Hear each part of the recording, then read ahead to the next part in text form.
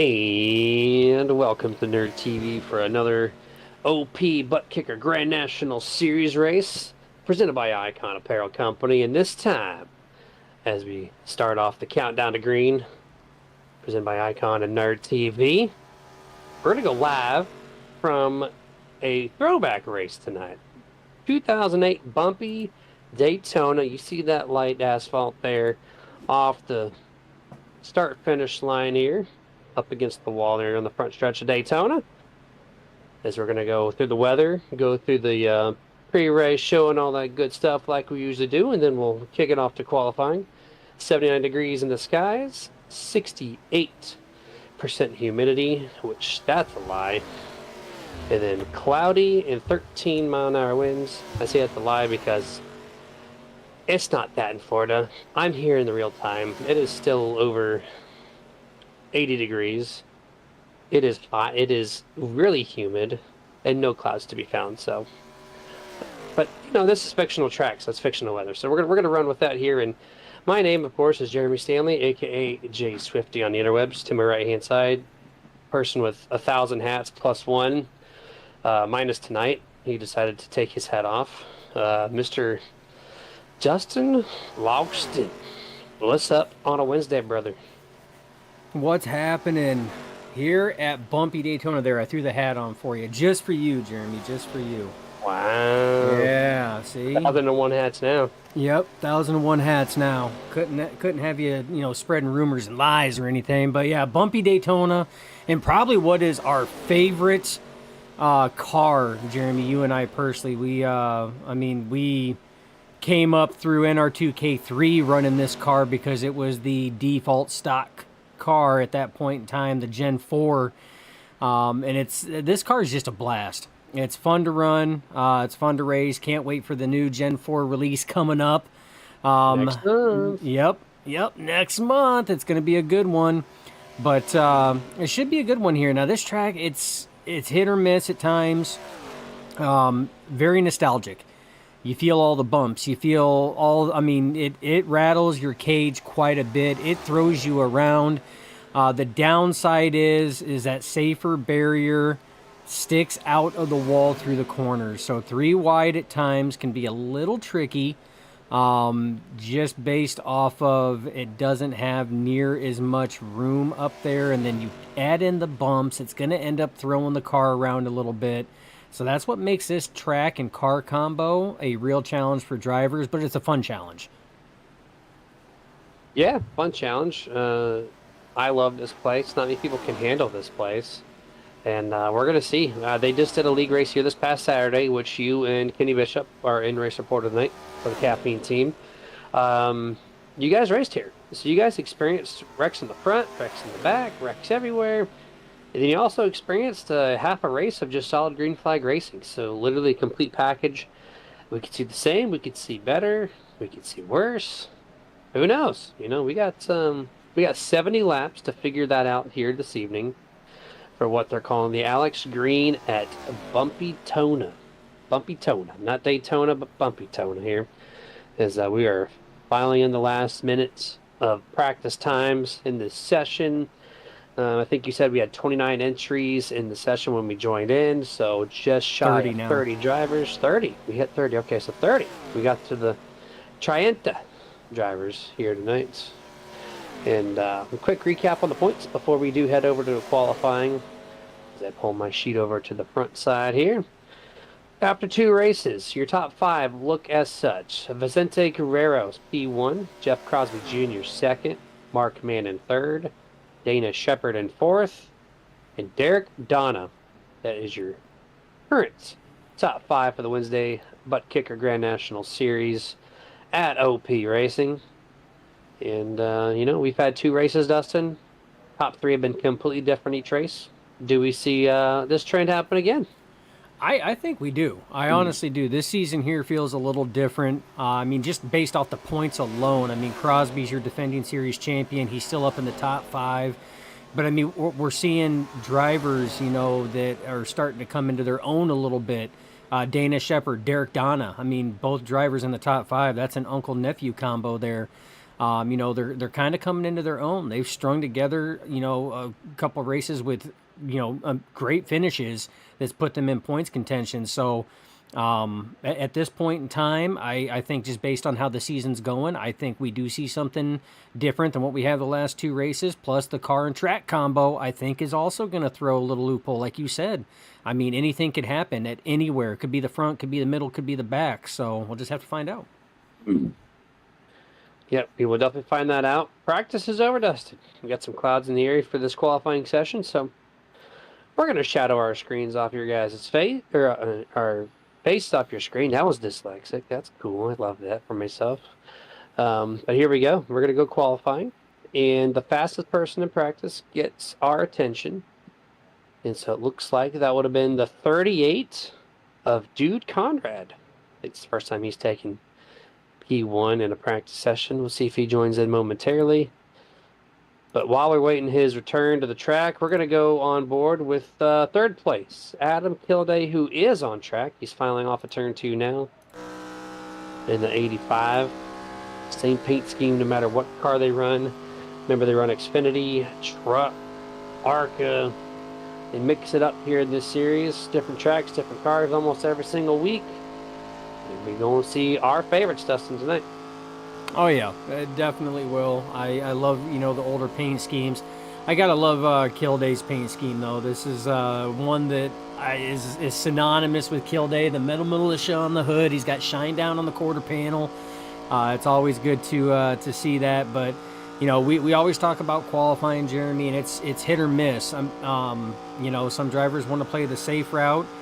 This might be one of the tracks where it might not be a bad idea to ride in the back on that, just because, that ever-looming big one can literally come from anywhere on here. So even being the leader is not a safe place at times.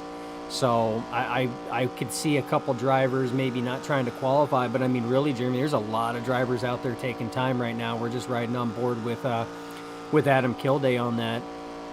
Me personally, this is probably one that I would probably ride around in the back. But stage break at the completion of lap 35. We will be talking to the stage winner with that. So there are points that are up for grabs there. So, that's something that drivers are trying to get themselves in position for, coming to the completion of 35.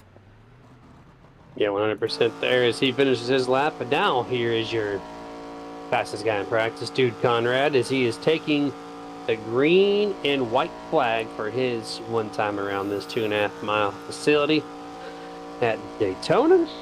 He runs the top in the first lap, of course, to wind that car up. Gives a lot of room, Dustin, but there is bumps up there, or down there rather, so and a little blinky Dude Conrad goes, and hey, he's back. Look at that. The best way, the most efficient way to go over the bumps is to not have your car there at all. I heard that, and I think Dude Conrad was demonstrating that. But yeah, you were talking about high through the corners. This track here, you are going to see them run a quarter to a half a lane higher. A half a lane is a little much. A quarter lane is usually a pretty good distance as far as a quarter width of the car. Because it allows you to get across those bumps and kind of miss those bumps because they will slow you down. So it's tough at this track trying to find that fast line, and that's what some of these drivers are. But, I mean, you see drivers like Luttrell here who is sticking it to that bottom. He's painting that yellow. You can still be fast there. A lot of times it's just how your car hits the bumps and how you control that wheel. Some drivers can have better luck with it than others. Dude Conrad blinked out there at the start-finish line. And when that happens in the sim world, your lap doesn't count. So Dude Conrad will not have a time posted in qualifying as we have just under 1 minute left here. Majority of the field has posted the time. We're waiting on, 4, 5, 6 drivers right now to post their time in the next 40 seconds. This is one of the guys left on the track, Joe Guerrero in the 59. Off of turn number 4, this will complete his one and only lap in his Toyota Camry here. All the way on the apron, all the way through to the start finish, 49.060. Gonna post on P7 with that time. Yeah, I'm the last driver on the track right now trying to complete it, but not going to be able to make it around. Only has 10 seconds. That's Kenny Reel working his way through 3 and 4 right now. Not going to be able to post a time as the qualifying session is officially ending right now. So that Kenny Reel will definitely be starting in the back based on iRating in that 753. But Jeremy, we are ready to grid and go racing for the Alex Green at Bumpy Tona tonight. Gen 4's Legacy Daytona. All the bumps, all the crevices, all the cracks, and all the craziness that's going to come with it. All the crevices. That's the word of choice here tonight. There's tons of those, man. Old school style. Here we go. This is the starting lineup for the third race in the 2025 B season for the OP ButtKicker Grand National Series. Gabe Butler, P1. Jeff Crosby Jr. in second. Zach Fritsch and Dave Hunt take row 2. Row 3 will be Rick Sanchez, Les Levy in 5th and 6th. Row 4 will be Joe Guerrero and Adam Kilday. To round out the top 10 will be Dana Shepard and Jimmy Reynolds. Row 6 will be Andy Berganti and Nerd Esports driver Kenny Bishop. Row 7 will be Scott Wise and Bubba Whittingham. Row 8 will be Vicente Guerrero and Gary Bergeron. Row 9 will be Douglas Johnson and Eric Lowry. Row 10 will be Nathan Warren and Harold Rothery. Row 11, Christopher Jordan, Stephen Luttrell. Row 12 will be Derek Donna and Jeff Crosby Jr. And those 24 drivers did post time. The other 7 are filing in by their iRating from highest to lowest. It's going to be Rick Seabrands, Kenny Reel, Dude Conrad, James Mayer, Mark Mann, Justin Coy, and the guy who finished 3rd last week, driver of the 84, Len McNeese. 29 entries plus 1 because iRacing's weird. It throws 30th and the 25th place spot. I never understand why that works that way, but here we are. And that's it. 30 cars in for the third race. Just waiting for the pace car to roll off here. Going to do 1 pace lap around the 2.5 mile track. And these guys are going to have their throttle at the ready. Remember, we do talk to the person who wins stage. So that is up for grabs for us to talk to. And the weather on the track, we already went over at the beginning, but it stays very stagnant. It goes from 14 to 12 miles an hour winds before this thing's all said and done. So not much variance in the weather here tonight. No, there's not. And I mean, the wind at this point in time is not really going to play a factor. I mean, that's going to plays a factor in qualifying, and it's a lottery on whether or not that wind slows you down or speeds you up. But it's not going to play a factor once these drivers get these Gen 4 cars wound up and they start going around. It's all going to be based on draft. It's going to be based on your partners on the track, how well you can bump draft, how well you can control the car, because a lot can happen with these cars. But these cars actually they take bumps relatively well. I can tell you they take bumps better than the Xfinity cars, the B-class cars currently do right now. So it should be a good race. Like I said, the only thing is they could play a factor is going 3 wide, and you factor in the roughness of this track. It does throw these cars around just like it does any car. It doesn't matter if it's the A class, B class, C class, doesn't matter. It still throws them around. This car takes bumps way better because if you look above the track, you're going to see these cars at pace speed are way up in the air. There's a lot of daylight between that bumper valence and the track. And so there's more travel in that suspension, allows them to be a nice little smooth glider over these bumps. And so we're going to see how these cars are dialed in at speed, under draft, all the above. Here we go. Pace car down, throttles at the ready, and green. Gabe Butler, Jeff Crosby at the start here. As they go through the gears, looks like everyone hits 3rd gear nicely. Lane shifting already happened midway through the pack. 2 by 2 by 2. How expected is that? Go through fourth gear. Looks like that's all going. Minus 62, Les Levy. A little bit of a hiccup there getting on the turn or gear for number 4. Caused a little checkup mid-pack. Yeah, a little bit of separation there, right in between 7th and 8th. But your lead pack right now, you got Gabe Butler is out front. He's got big pushes from Zach Fritsch, but that high line, now that they're wound up, will start gaining. Again, you got defending series champion Jeff Crosby Jr. up in that top side. He's getting pushes from the 53 of Dave Hunt. And then you got John Guerrero up there as well in that 59. So it's a 3-on-4 tango right now as they're still trying to get everything pulled back in from that little hiccup from the 62 of Les Levy. He's now playing that middleman, trying to pull in that lead pack and pull that backpack led by Andy Briganti back up, Jeremy. As the 12 of Zach Fritsch pulls down to let some drivers by. He's going to file back in there behind the Cheetos car, 43. As they head off into turn number 3, 88 still on the bottom, 33 still on the top. Here comes the 5 of Sanchez. He's going to file in here behind the 88 of Gabe Butler. Off of turn number 4. Sanchez is going to give a nice shove to Gabe all the way through the triangle. He's going to allow Gabe to lead that lap. Oh yeah, and the thing is usually when a car pulls out like Zach Fritsch second in line, that is the leader's pusher.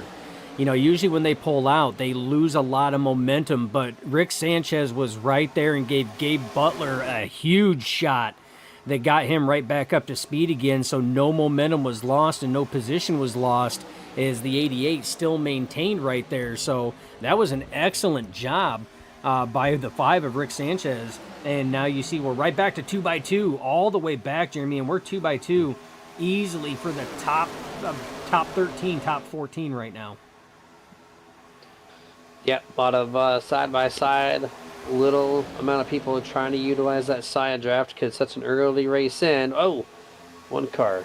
Eric Lowry. Eric Lowry, the only green and yellow car out here tonight, makes a quick dive to the inside, cuts off the 12 of Zach Fritsch, as he's now going to file in behind the 78 of Christopher Jordan here off of turn 2 this time. And look at that, Dustin, just like how they started this race, all the way through still, 2x2 by 2, 3.5 in.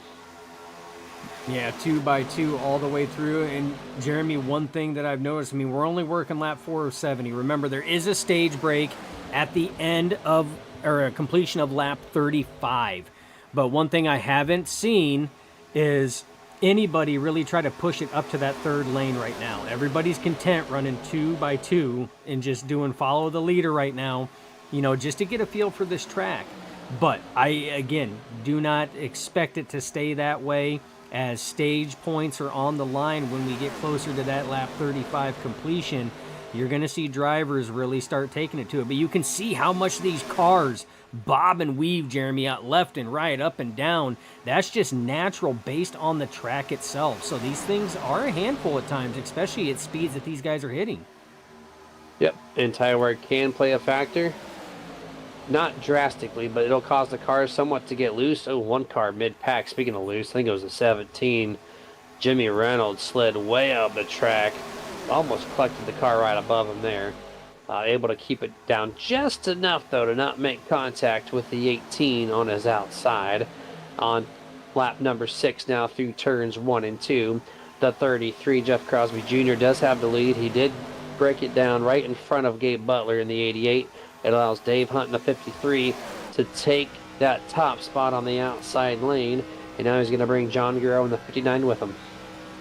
Yeah, John Guerrero giving good pushes right now to Dave Hunt, but you see that momentum loss as they enter the corner there. Gabe Butler, who we give him praise for being one of the best pushers in OP, knows how to get it done. And it's a feeling of confidence when you see that 88 behind you. But I tell you what, John Guerrero giving the 53 some excellent pushing right now as we're riding on board with your race leader as they crossed the line last time, Jeff Crosby. But look at those speeds, Jeremy, in the corner. 193 mile an hour down to 190, and it's going to climb right back up as we sit here and go down the straightaway right now. These guys will hit speeds of 200 mile an hour. Yeah, right now tracking their speed 195, 196 through mid-pack anyways. It was up to 199. 199 depending on what part of the pack you're looking at. I was looking about top 10. That's where a lot of the checkups happen. But sometimes, yeah, if you run a little bit further back, or if you're second car in lane, you have that extra boost. But the middle always feels the difference in speed.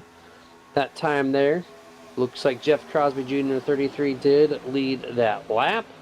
And they're still all 2x2x2. Crosby without a helper momentarily. Dave Hunt's going to get a great shove from John Guerrero. Gabe Butler has returned.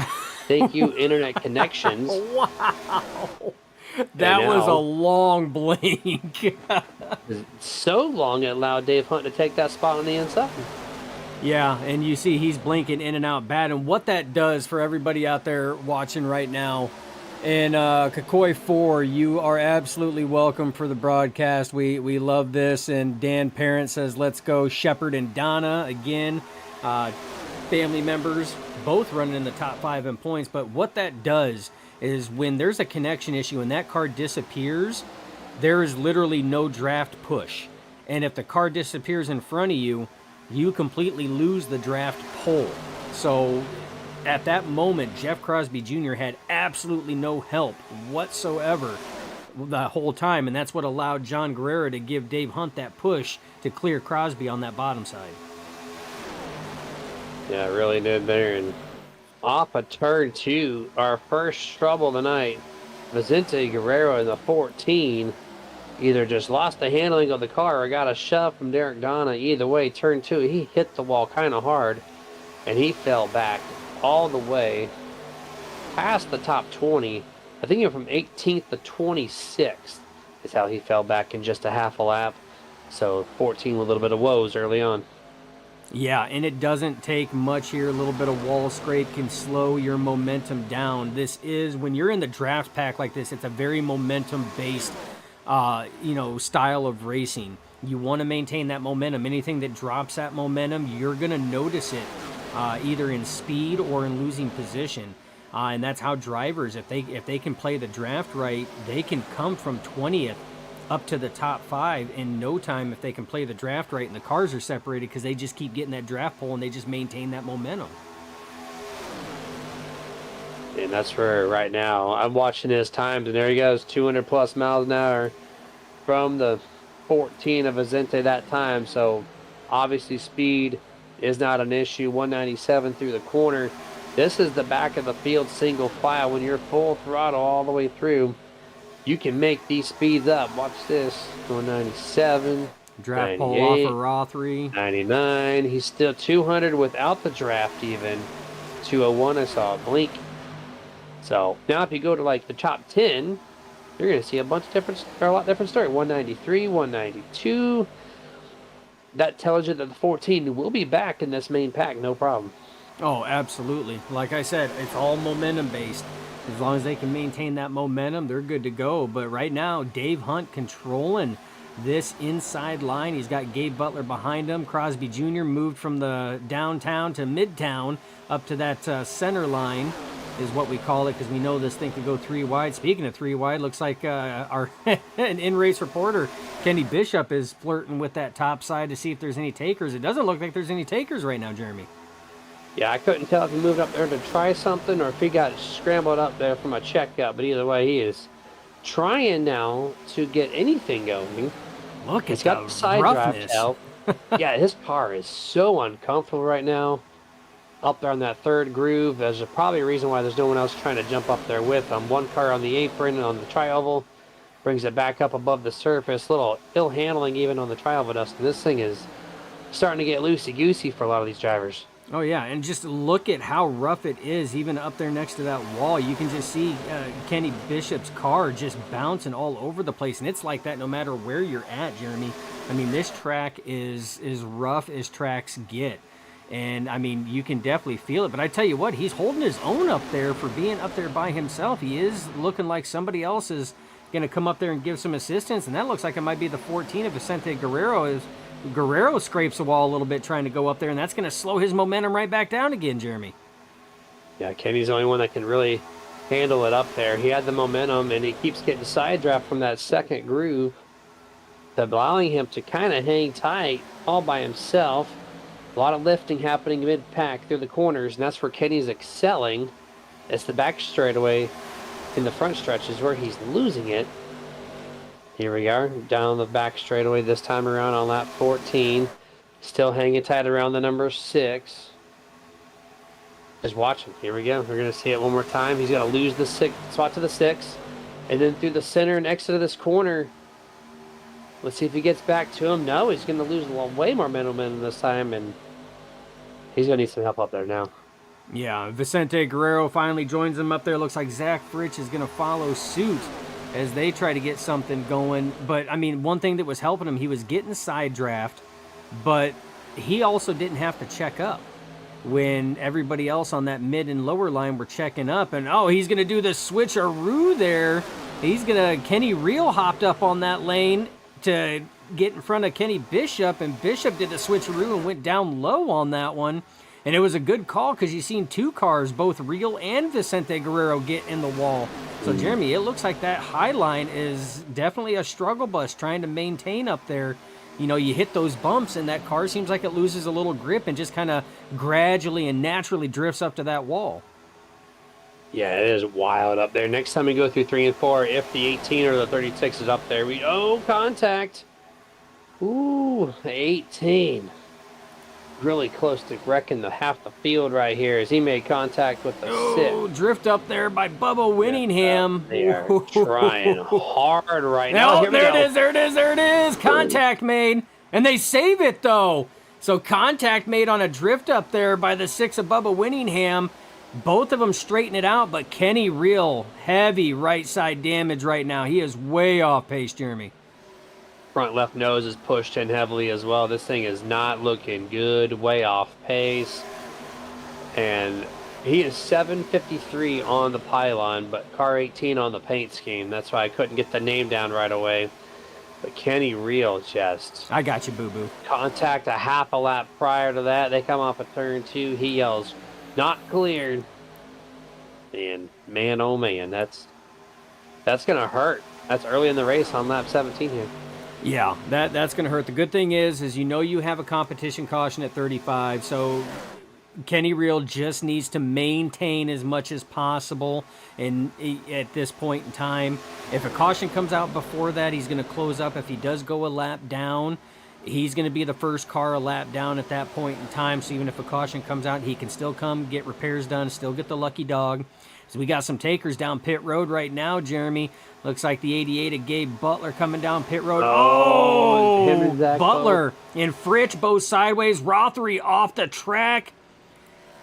And, man, Nathan Warren was out of sorts. That was a rough. We're going to do a rewind in real time. That was a rough pit entry for a number of drivers coming in. There was 3-4 cars that were sideways coming in, locking the brakes up.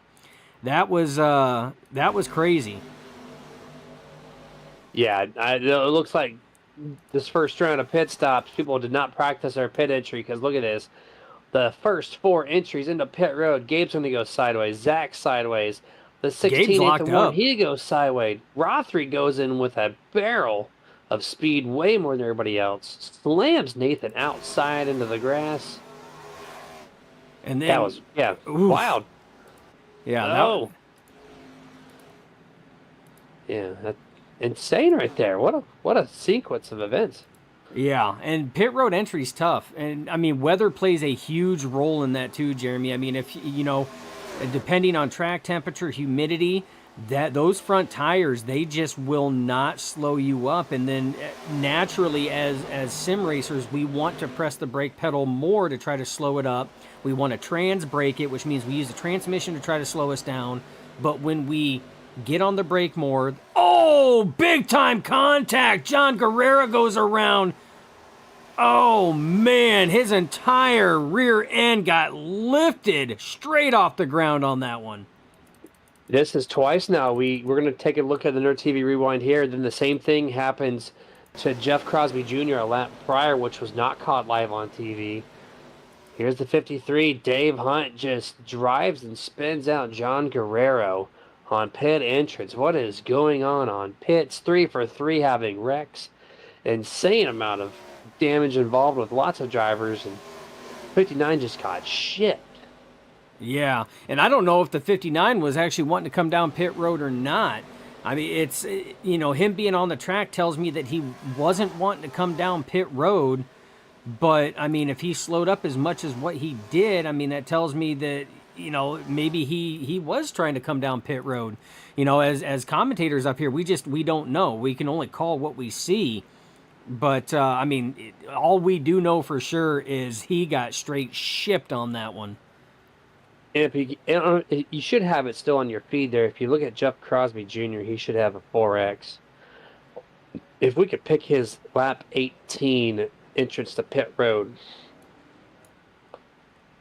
it's a similar story where he got picked up and thrown into the outfield. And there's more stars going on the radio. There's just stuff going on all over the place, Dustin. Yeah, there is. Right. And like I said, I mean, pit road is tough. Weather plays a huge factor in that.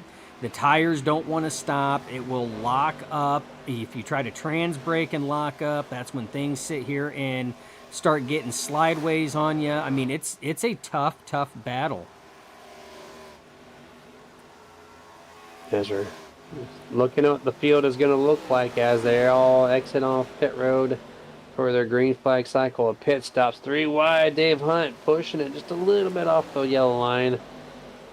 Cause for concern, real quick. That's no longer a thing. Nerd TV replay, what do we have? This is the Jeff Crosby incident from a few laps prior. This is the second round of green flag pit stops. Took me a second. I got you, though, boo-boo. I got you. You found it. Absolutely. Just kaboom. 43.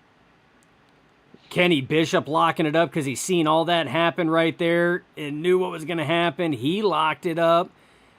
And he missed it and made it on pit road too. Look at that. What a drive. We got to back it up and go on board with him because he got nothing but a windshield full of everything that just happened right there. Here we go. This is in real time.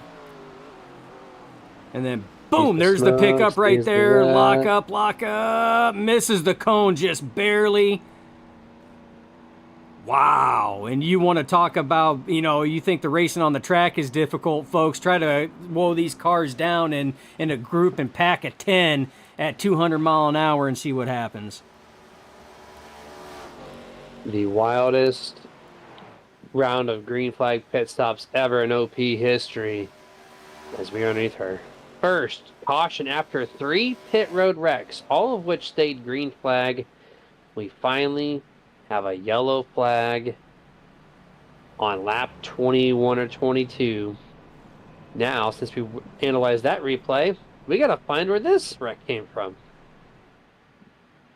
Where did we get? Oh, here we go. Yep, 388 Douglas Johnson. Going to cross down in front of the 17 Jimmy Reynolds off of turn 2. Here we go. 388 Johnson on the top, 17 Jimmy Reynolds on the bottom. He just comes down across his nose, Dustin. Like he wasn't there. Negative, Ghost Rider. That pattern is full.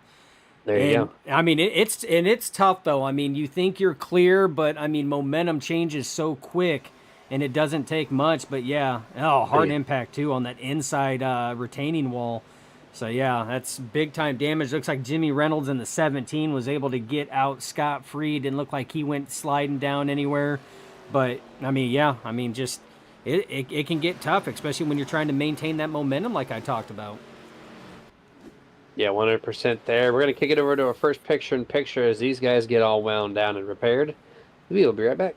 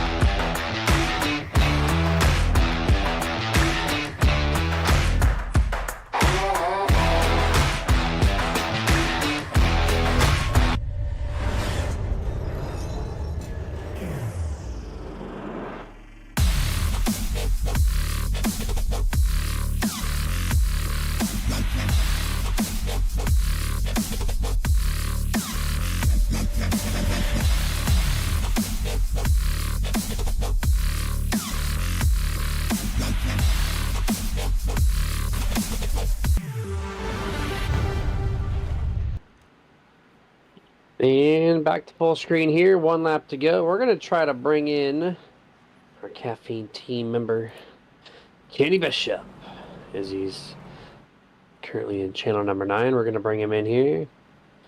Kenny, this is Jeremy in the TV booth. You got a copy? What's going on? Wreck avoidance is what's going on with you.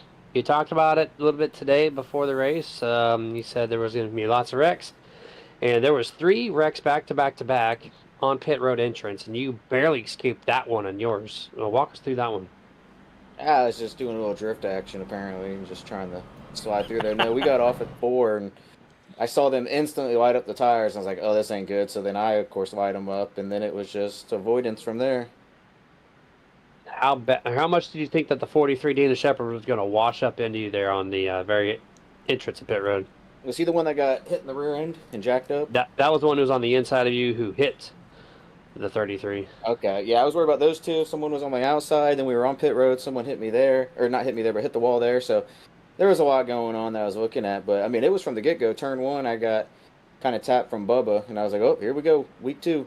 And then I think it was a 16, but I think he's registered something else. It was Kenny. He was behind me, and he kept looking high, and I was like, all right, if we're going to go on high side. So I drifted up, and he took the inside. So I was like, all right, I guess I'm just going to be out here on the high side by myself. So and that's what I did for a couple laps, but it's okay.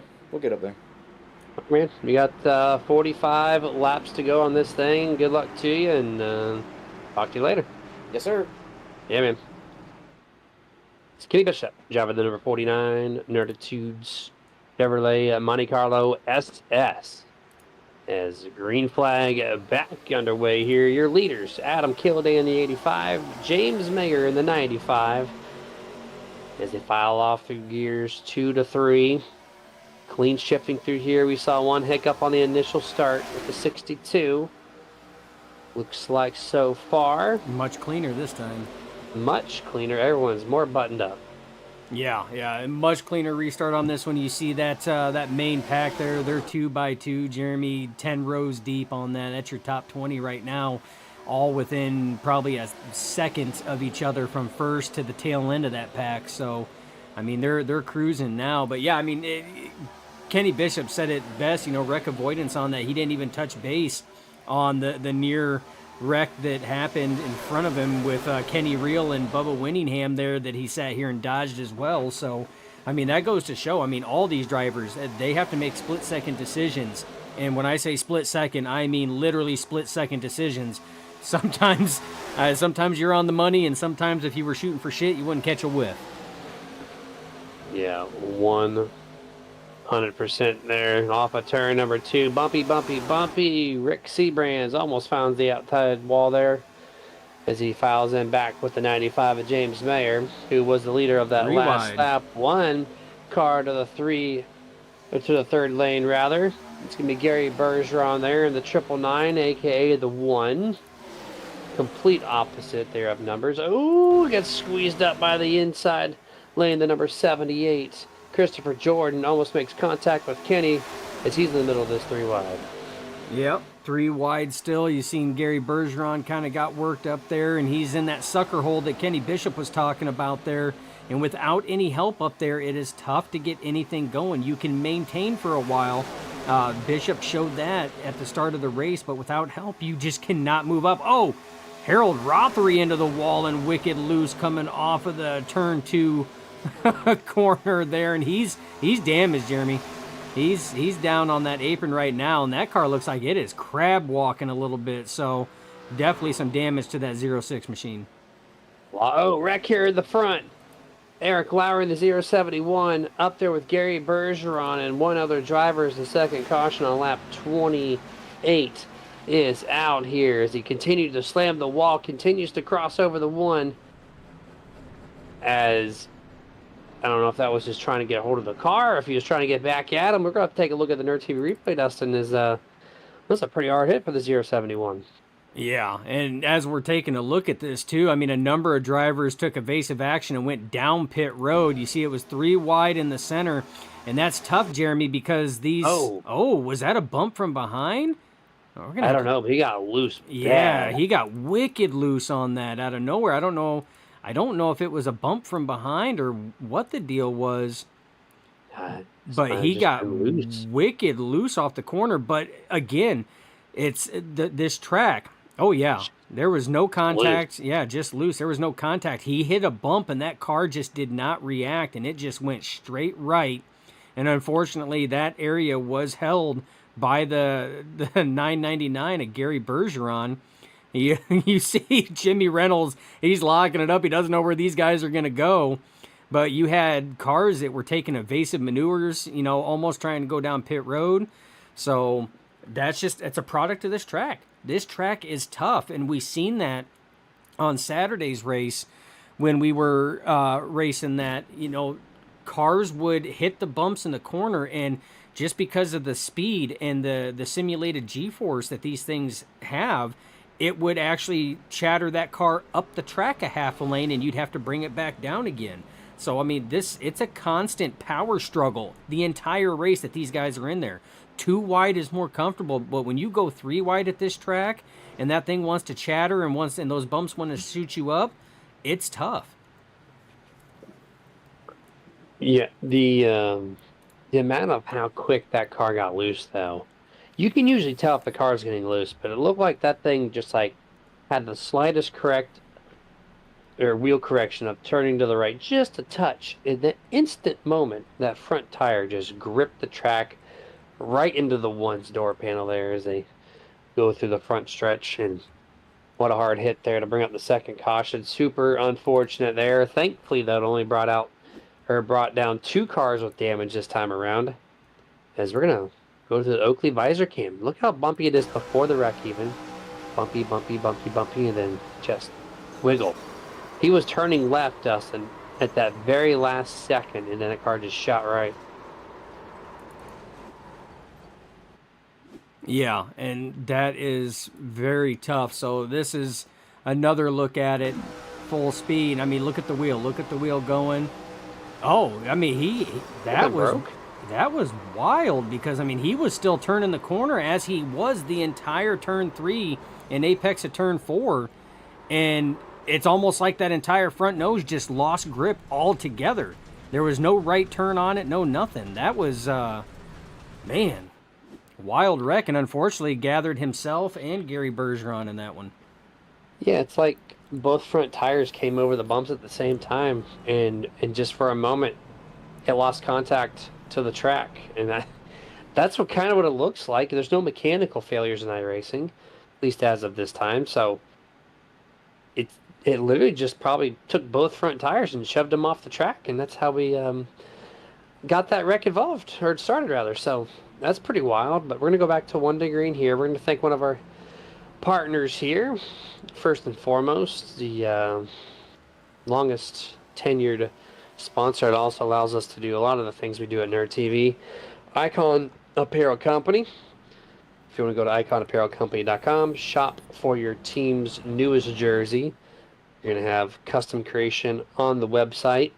Submit it whenever you think your project is correct, and they will make your dreams come reality with the most comfortable sportswear your esports team or real life team could wear. So, iconapparelcompany.com, promotion code SuperNerd will save you a whopping 25% off your entire order. Yeah, and that Scott guy that's over there, he's a pretty cool guy. He's a pretty cool guy. So, yeah, but no, definitely. I mean, a lot of history between Nerditudes and Icon Apparel Company. They're one of the supporting factors that allowed us to come here to showcase this series to you guys all season long this season. It's we can't, when we say we cannot do what we do without support from the community and from our partners, we 110% mean that. Yeah, that is absolutely true. We've got a quarter lap left, and we'll set sail once more on lap 32.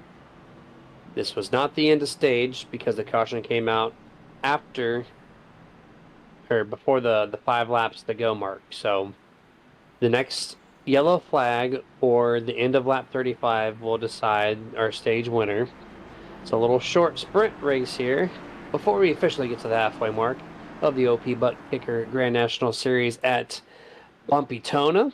also known as Alex Green at Bumpy Tona. Thank you, Alex, for your paid sponsorship here tonight. And green flag back underway. James Mayer on the 95 leads it. Adam Kilday on the outside, P2. They're going to go through the gears once more here. Who's going to make some quick moves? Yeah, you already see drivers making switches from low line to high line. That was the 88 of Gabe Butler. You got Rick Seabrins, your pusher on the inside. And you got Dana Shepard, your pusher on the outside. A lot of space, though. Big time wreck going on right now. Big pile up, Jeremy. They're stacking them up. Big parking lot. They barely found the fourth gear. And here we go. We're piling them in. There was a second wreck in the back involving the 071 of Eric Lowry, too, as they're checking up. Or the big wreck in the front. And we need to take several looks at this Nerd TV replay to figure out what just happened. Yeah. And I think this actually took place further ahead of... Oh, man. Yeah, so there was a big checkup. So the wreck was already happening at this point in time. But Lowry, I got right in the back end of the 04 Mark Mann. Wiped both of those guys out. That's how that wreck started. We're going to go a little further up the field here and see if we can't see what happened. This is following the 84 Len McNeese. Yeah. Looks like the 78. Yeah. Chris Jordan started that, and then big stack up there. Drivers checking up, and other drivers not seeing the checkup in enough time. That's going to be Jimmy Reynolds involved, Dave Hunt, John Guerrera, Harold Rothery, Doug Johnson. We know Mark Mann. Let's see, that's Gary Bergeron's involved as well. So a number of drivers getting involved in that one. But we're going to take a look and see if we can't ride on board with or follow the 78 and see kind of what happened here. Yeah, so here's the contact between him and Jeff Crosby Jr. And I'm trying to analyze this. I really am. Because I'm looking at the telemetry from Christopher Jordan. And he gets to 158 mile an hour, and the car stalls like he didn't shift to fourth, as Jeff Crosby does, burps it through, and then he just runs into the back of the 78 thinking he's going to find fourth gear. I think that's what happened, was a misshift from third to fourth. Watch, like, here's the rate of speed here, right? Oh. This is not in that same spot. If we go back one car, I think. Oh, If you're looking at the RPM gauge, you see the tacking. Yeah, it's tagging. Yeah, it's tacking out. He's banging that chip right now big time on these things. So these things have a rev limiter chip on them, especially the Gen 4s. The trucks are the same way. They have a rev limiter chip on them, and it will just keep banging it. And he's banging it, not hitting the gear, banging it. And finally, Crosby, trying to check up and do everything he can, just couldn't check up anymore. I think your analysis on that spot on, Jeremy. And my RPM gauge on my replay does not show that, so I was just trying to figure out my just pure mile an hour differences and deltas, but I'm glad your replay angle shows the tachometer yipping at 8,000 RPM. And that's it. Christopher Jordan's going to bring out this caution and allow Adam Kilday to be our stage winner driver, the number 85. Since we're at the halfway mark, we're going to take our quick commercial break for the halfway point and then bring in Adam Kilday for his interview.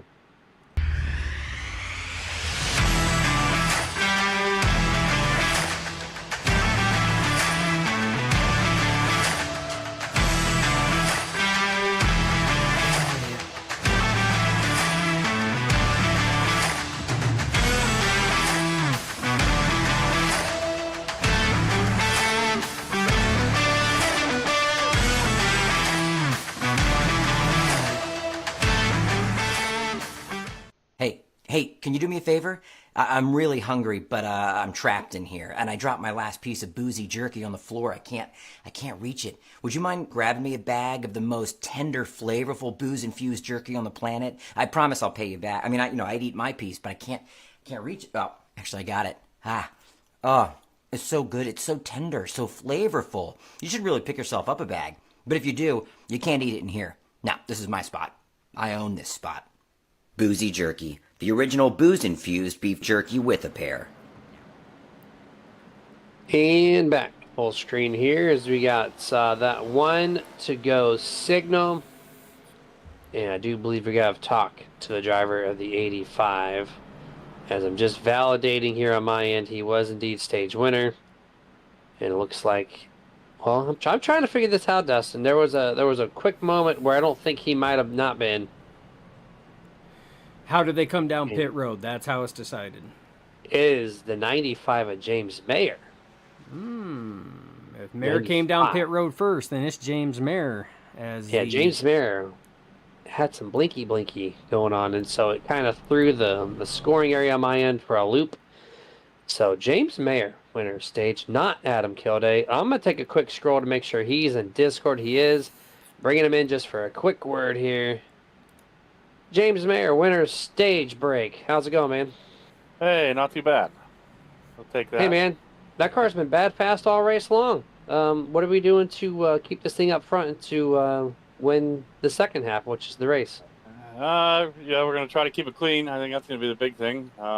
Save some tire for the end after this next pit stop here. So that'll be, I think that'll be the key to keeping it up here. Is, I like the high lane better, a little better just for tire wear. But so if I can get up there, I'll probably jump up there at some point here. But that's what I'm going with. No tires on the next stop, and fuel only. Try to get in and out. Have another good stop. All right, man. Well, you and your team, good luck to you. You're all doing amazing right now, and maybe we'll talk to you after this thing's over. All right, sounds good. Thanks. Yes, sir. That was James Mayer, driver the number 95, your stage winner. Kenny Bishop, Gabe Butler's going to be the leaders here for our second stage. And through the gears, we've had 2 times, Dustin, where we've had shifting issues going from 3rd to 4th. Let's see if they stay clean this time. Yeah, the first time Les Levy that gave separation halfway in the pack on the initial start, and then that last one there with Chris Jordan there where he was banging the chip. But this one here looks clean as well, just like the one prior to the last one. So good right now. Kenny Bishop leading the inside line. His pusher, Zach Fritsch, giving him good pushes. But Gabe Butler, with the help of Stephen Luttrell, fighting back on that top side right now. Neck and neck, the 49 of Bishop, 88 of Butler. Here we go, Jeremy. Yeah, going through turn 4 here for the first time on stage number 2 at the line. Gabe Butler, 88, will lead this lap by a half a car length over the 49 to Kenny Bishop. He's got the 36 with him right now. Stephen Luttrell helping Gabe to the front through 1 and 2 this time. Through 1 and 2, a little bit of wobble from Luttrell there, broke up the draft. Zach Fritsch trying everything, a little loose from Zach coming off of turn 2. But both of these cars now neck and neck. Gabe Butler now clears the inside line. He's going to pull down in front of Kenny Bishop. That's going to leave Stephen Luttrell up there with the push help from Bubba Whittingham in the 6. Jeremy, this is getting good. And again, we're in the second half right now. This is the last 34 laps of this race right now. Working lap 37 of 70. Crossing the line to start 38. And we are 2 by 2. No takers on that high line. And as I say that, you got Nate Warren drifts to the high side. And the 13 takes a hard hit. Andy Berganti into the wall. I don't know if he wanted to go up there or not. It almost looked like he got forced to the third line.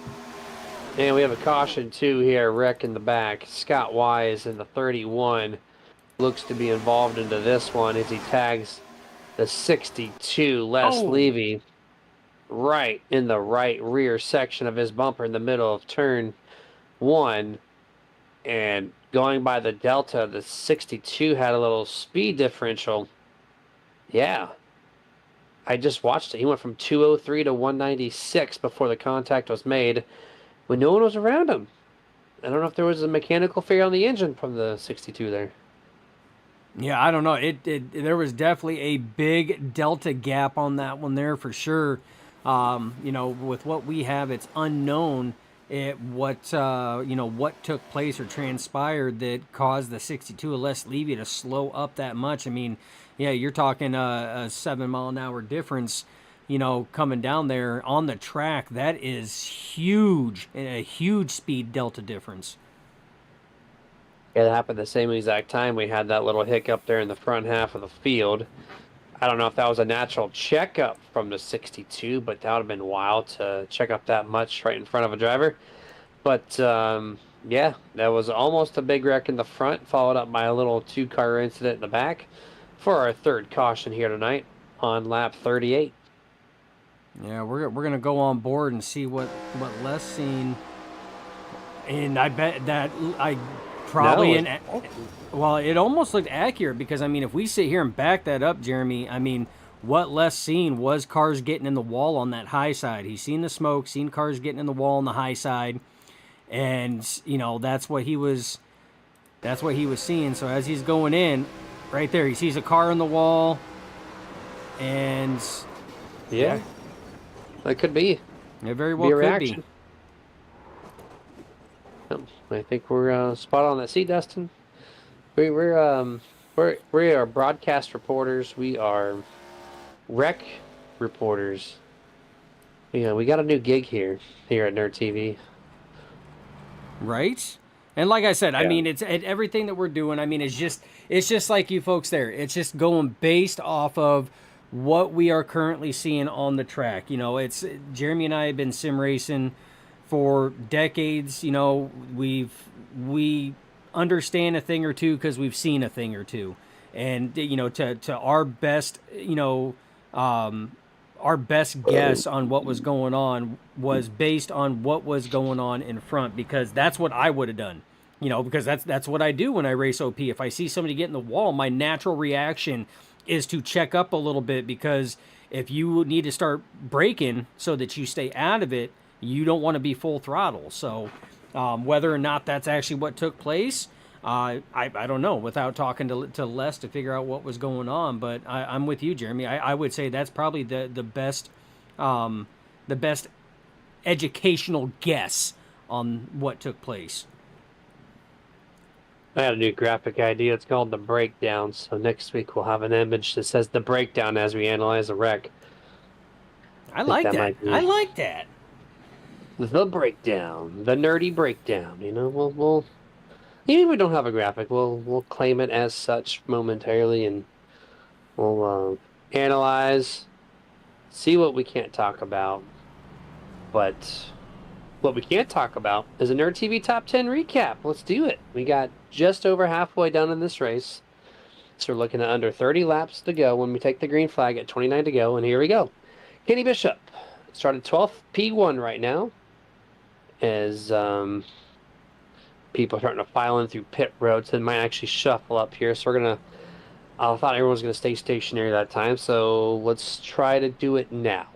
So Stephen Luttrell is going to be second place there from 22nd all the way to second. Great run. Quickly to the front because this 36 has been here all night long, but started in the back. So somehow real quick. P2.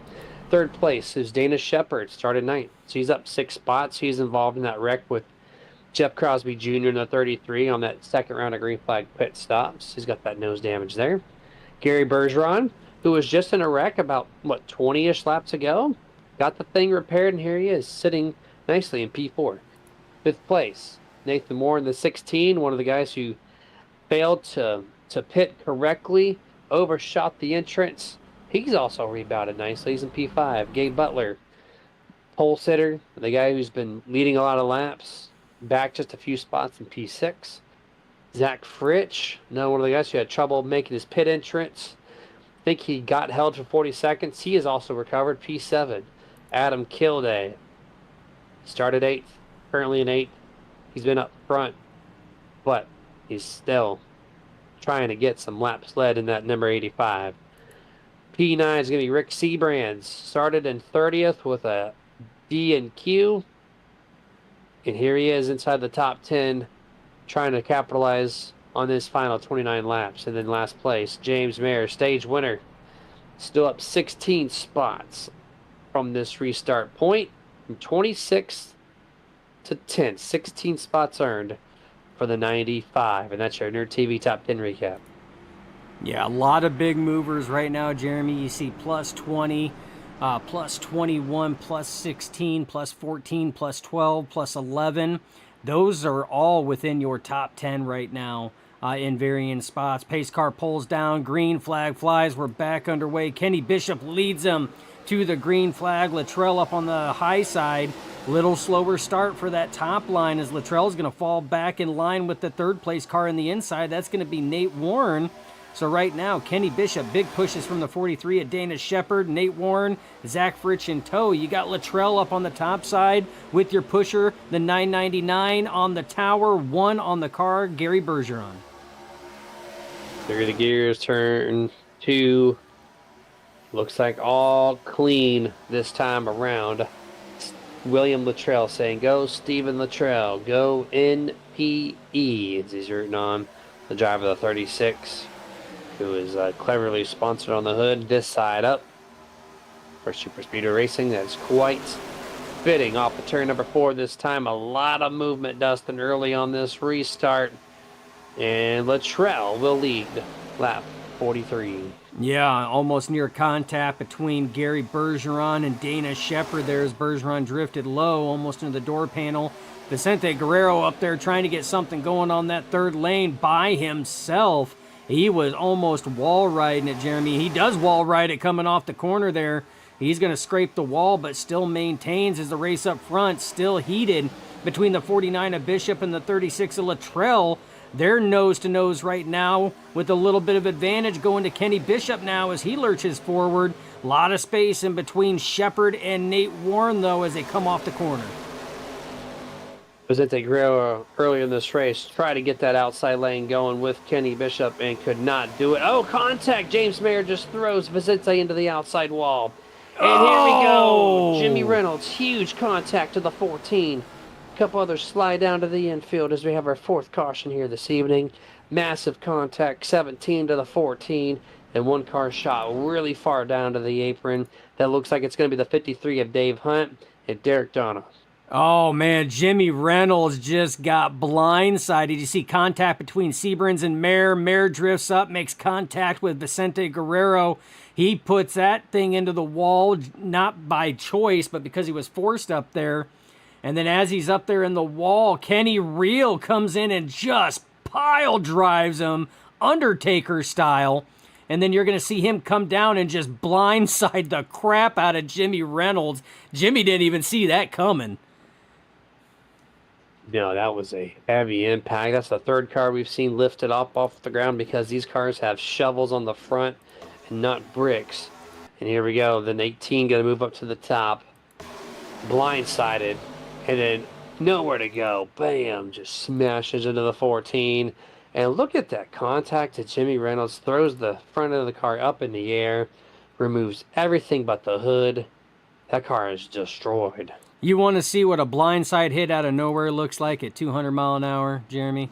We're going to show you what a blindside, full speed, riding on board with Jimmy Reynolds. He's looking forward. He sees the smoke. He's like, all right, you know what? I'm going to go low. Poof! Oh, hello. Well, how about that? Out of nowhere. And just like that, your day is done because that's going to be a tow. Well, no, he's actually able to drive off. I saw the smoke come out the engine. I thought he was going to be done, but he was actually able to drive that thing off, Justin, surprisingly. Yeah, it's, oh man, what a hit on that one there. But while that was going on, Stephen Luttrell did have the race lead. At the time the caution came out, Kenny Bishop in P2, Dana Shepard in P3. That's going to change as a number of them are coming down pit road. Gary Bergeron elects to stay out along with Zach Fritsch. Scott Wise also electing to stay out. Scott Wise was involved in a caution a couple cautions ago. He's electing to stay out right now. Those are going to be your top 3 runners as they sit, as everybody else came down pit road. So we'll have to see how they cycle out. The road exit, you see them all right there. And Kenny Bishop, last one exit pit road. And just notated him because he was P2, as you said. 3 guys stayed out, so he should have filed outside the top 5 roughly, but he's going to file mid-pack. And there's looking at a couple of drivers, Lenz McNeese. There's the 84. There we are. There's your new race leader, Gary Bergeron in the 999s, Looks like he's behind the pace car P number 1 at this time. And we're going to rotate to a sponsor without a commercial break. We're going to thank Dusty Pete's at dustypete's.com for your continued support with the Nerditudes with that awesome promotion code. Anytime you purchase something nerdy or anything in general at dustypete's.com, which you should go there tonight after this race, anything you do buy $15 or more, or $20 or more, rather, you save 15% on your purchase with that checkout code Super Nerd. Supports his local business based out of New York. It supports the nerds because, you know, we're a partner here. And that's it. DustyBeats.com. Great place to shop. Absolutely. All right, William Luttrell, I am calling you out. So, Uh-oh. I'm going to go off on a limb here. You're going to have to help me out because new season, new teams, new names, NPE. I'm going to go out on a limb, seeing as Vicente Guerrero also has NPE. Does that stand for No Presta Enterprises? No what? No Presta. No. Are we speaking Espanol at the Orpi Wednesday? I'm going out on a limb here. We're going to see if William can help out the production team here a little bit. See if we're in the right ballpark or if we are 3 states over in the wrong stadium, Michael Waltrip style. William, expecting your chat any moment here. We know you're live. You're listening to this. We are watching YouTube. Oh, we know See what your William's response watching. is. We know he's watching because right now Stephen Luttrell is still sitting in the top 5 and he was leading when that caution came out. So we know William's out there in chat land and in broadcast land watching this production. So There must be a hint of why you would have chose that name out of anything else that you could have came up with. So I'm curious to know where this came from, if that is indeed true, and if it's not, well, I'm going on a guess because if you look at Vicente Guerrero, he has NPE as well, and that is something that he says all the time in race sessions is no presta, no presta. So I'm just going out on a guess here that's what NPE stands for. No presta enterprises. All right. Well, William is staying silent in the chat, so that's cool. But we're going to go back to green flag while he's in hibernation. Gary Bergeron, Zach Fritsch, Scott Wise, Gabe Butler, and Stephen Luttrell is your top 5. Checkered Flag responded before William Luttrell saying, I've only heard of No Presta, so that could be it. That could very well be the case. Pace car coming down. Gary Bergeron, throttle at the ready. Green. We're going to have 23 laps remaining. 23 laps remaining. Gary Bergeron leading the inside lane with pushes from the 31 of Scott Wise. Zach Fritsch in the top side with big pushes right now from Gabe Butler neck and neck, but put the advantage right now to the top side until they get to corner entry. This is where on restarts that inside line prevails. But once these cars get wound up and all the way through the gears, that high line is going to battle right on back again as long as they're organized. 2x2 currently down the back straightaway to open up this restart here. Gary still at the point. Zach Fritsch. Great help from Gabe Butler. But right now the inside is just a little more buttoned up. Allowed Gary to take a full car in front of the 12. But off of turn 4, that momentum will shift. Who takes the opening lap? It's going to be a drag race to the line. Zach Fritsch, leader this lap. Yeah, that was a close one too. But I mean, we talked about it, early stages of the race, Jeremy. This track, just like any restrictor plate track, is a momentum thing. It's a momentum and drafting. That's the biggest thing. And I mean, you can maintain that momentum a little easier on that top side, especially if you don't have much room to drift up on that bottom, because you have to kind of choke that car up to keep it down and keep it out. But that top side, that middle lane, Jeremy, just disintegrated.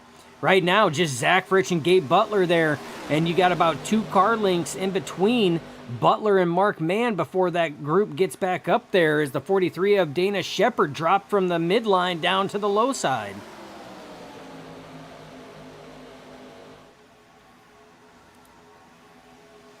as we're still racing right now. And you see Mark Mann finally closed up that gap, so now he is closer. These cars bouncing around the way that they are, though. And you see Gabe Butler even gets out of sorts a little bit. Mark Mann drifts up a little bit on corner exit, but now we got 2 full lines again. You got a full line on the low side. You got a full line in the middle. Zach Fritsch powering forward. Big pushes from the 88 of Gabe Butler. As my mic was muted, new move right there. They all saying the inside lane is all over the place. They are very out of control this time. You see the 31 especially. Scott Wise just cannot hold a lane, especially off of turn 4. Look how wide this track is getting, Dustin, just because of the way that people are taking over the bumps, or 3 wide and mid-pack, because they're all shifted around. Jimmy Reynolds Jimmy around. Butler. Jimmy Reynolds, sorry, yeah, 17. Oh! He overcorrects to the outside wall. Heavy contact. I think that was John Guerrero barely sneaks by there in the 59, possibly. Caution is out for the 5th time. Let's see who's all involved. Yeah, and that may not be good because Jimmy Reynolds used his one and only fast repair after the last caution. And we're going to take a look and see what happened here. You see Reynolds drifts up a little bit, gets into the 33. That's not the issue, though, but after getting in the 33, he drifted down the track right across the nose of Rick Seabrans in that 4. And around he goes. Rick gives him a little bump to try to straighten him back out. He had it good, but then he had to counter steer it, and those tires just gripped, and straight to the wall goes the 17 of Jimmy Reynolds. Yes, Jimmy's on the radio saying, that was garbage, I'm sorry. Oh, he made contact with Zete Guerrero in the grass as he tried to sneak by the wreck there. John Guerrero barely sneaks by as well. So about 3 or 4 cars with damage in total for this wreck for the 5th time. We're going to take our final picture-in-picture. We will be right back.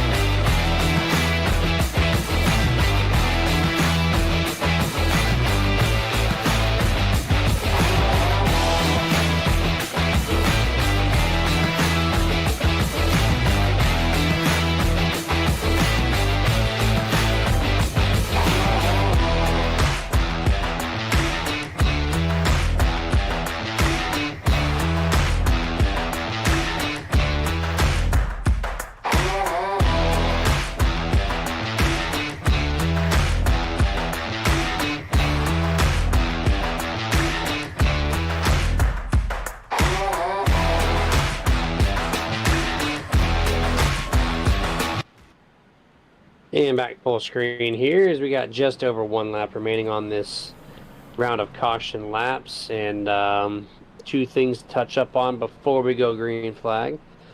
William Luttrell back in the chat saying, I think he's fairly new member, and don't ask me what it means about NPE, but no Presta. He did give us that. So I think we were right on the NP. I'm winging it on the E. No Presta. Anything, I guess. You could fill in there. It begins with the letter E. It's going to be correct. So there's that. Thank you for that. No luck for the 17 also from Rebecca Lane. Yep, Jimmy's already said he's done. He's backed out. So it's a short night for the driver, the number 17. Now 1 lap to go. We're going to bring in our caffeine team member, Kenny B, here in the broadcast booth. Kenny, this is Jeremy the booth. You got a copy? What's up? 1 lap to go here. We got 16 laps remaining. You've been to the back, to the front, to the back, to the front. Now you're sitting way back there in 16. I got to make that up. 16 spots in 16 laps. High side. Gonna just scare everybody while we're 3 wide, I guess. Scare tactic. Full engaged for the driver of the 49. Yeah. All right, man. Do you think anybody else can go up there with you to help you? You've tried it once. It worked a little bit. But it looks like ultimately you're going to need a draft partner. Yeah, I mean, the 14 was wanting to do it, but I think he's caught up in that wreck, and I don't think he has another car, so I don't know if he'll do it. I saw Gabe kind of look at it, but I know he's up front already, so I don't know. I'm going to give it a shot. I kind of got forced up there last time, and then we're paid the favor, but this time if I'm up there, I'm just going to keep riding it out. I mean, I still got a fast repair, so why not? All right, 10-4, that man. Go get him. Yeah, get away from the squirrels. That's right. Get rid of the squirrels because it is nuts out here, is the comment. Fear factor. Do not close it up. He's going to use the fear factor. I love it. Stephen Luttrell. There you go. No Presta Esports. There you go. No Presta Esports. You know what? Do I get credit for being 2/3 right on a guess?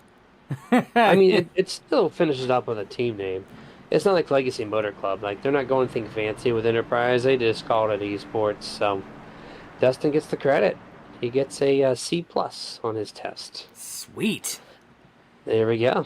Green flag about to pop back off. 88 Gabe Butler, 12 Zach Fritsch. Green. We're going to have 16 laps to go here. 16 laps to go. Gabe Butler, good start. Zach Fritsch, good start. Mark Mann is your pusher on the inside. Gary Bergeron, your leader when that caution came out. Your pusher on the outside line. Stephen Luttrell right on the back bumper of Mark Mann. That inside line way more organized right now. A lot of space in between Bergeron and Winningham, but they are closing that gap fast, and these lines are going to be neck and neck. 2 by 2 by 2 by 2 all the way through down the back straightaway here. In turn number 3. Everyone really buttoned up here on this restart. Let's see how this inside lane holds up here for the first time on the restart. A lot of drivers sliding up. I thought they were going to go 3 wide momentarily. They do. The 95, James Mayer, gets pushed out 3 wide mid-pack. Yeah, he gets pushed out. Kenny Bishop jumps up behind him as well. Now, we've seen Kenny do this a couple times in races as well. Remember, he did push Rick Seabrans to a stage win on the high side, so that's where he likes going. And you know what? At a track like this, that pass is going to come from the high side, whether it's the midline high side or the third lane high side. Only time will tell, but just no organization up there right now. Everybody lined up on that bottom. 15 laps to go, Jeremy.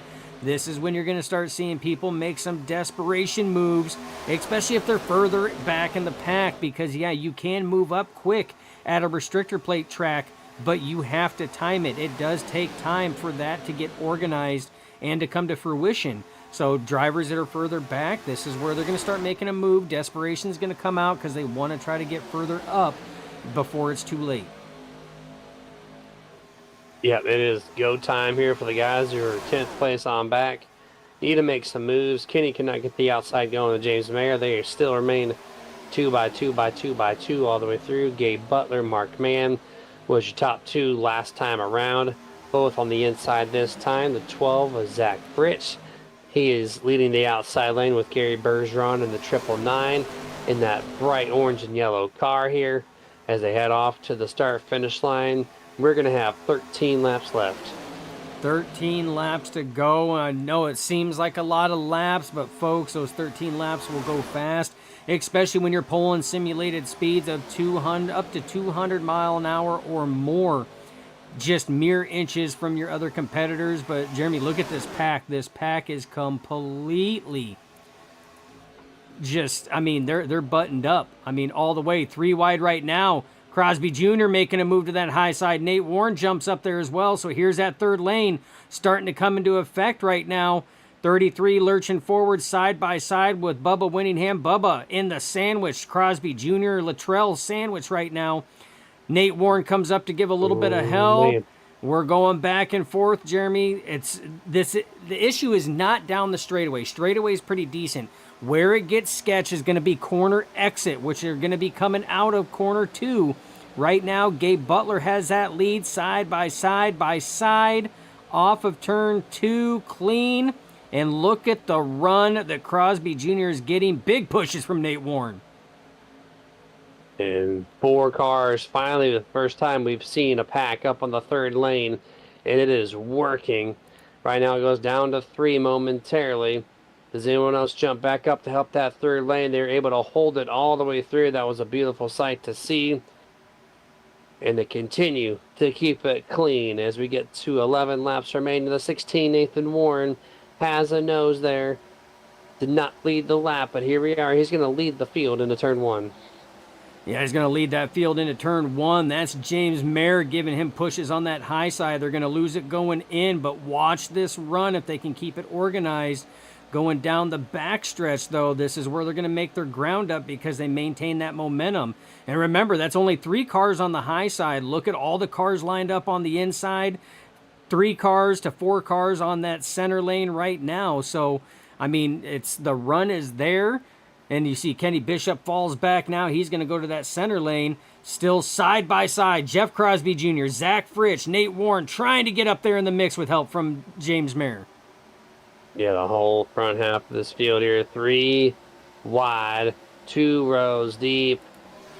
As we are somehow at bumpy Daytona able to keep it wreck free during this moment in time. Off of turn number 2 here with under 10 laps remaining now in the Alex screen at bumpy Tona. 3 on the top, 2 more in the back trying to catch up to that outside lane. But the outside is starting to fall away here as the outside help from the 95. His car needs to cool off. He needs to throttle it down, and that is allowing the top or the bottom 2 lanes to proceed forward. Yeah, but you see a lot of movement from your pushers on your bottom and middle lane. Gabe Butler swaying back and forth, going over the bumps. You've seen Gary Bergeron drift up out of the corner exit there out of 4 and almost make contact, and that's going to put space in between the car he's trying to push in himself, which is why it slows it down. And what does that do? It allows that high side to sit here and build that momentum. Here we go. James Mayer, big push. Nate Warren trying to get him clear on that high side as they throw it off into turn 3. So close. I thought maybe for a moment he could slide behind, or in front of the 12 rather. Could not do it off of turn 4 once more. Going to have 8 laps remaining. Still keeping it clean through this whole field. 3 wide now for the 4th row. It is chaos, but it is perfection right here inside 10 to go. Yeah, almost had the middle lane cleared, did Nate Warren, but just could not do it safely. And now he's going to have to back off because James Mayer needs to cool off his motor. Zach Fritsch lurching forward ahead of Crosby Jr. A lot of space in between Bergeron and Winningham as that middle lane trying to get organized again. And you see everybody else outside of Scott Wise in 11th has kind of backed off a little bit, Jeremy. They're playing the safe route right now as these drivers here are giving everything they have. Crosby Jr. controlling that inside. Zach Fritsch still maintaining position alongside of the 33, not allowing him to transition to that middle lane. Yeah, it's a stalemate currently. No room for passing. These guys are just gridlocked through rush hour traffic on I-4 across the Orlando area in Florida. And they're just waiting for either a mistake or a gap to open for someone to shift a lane.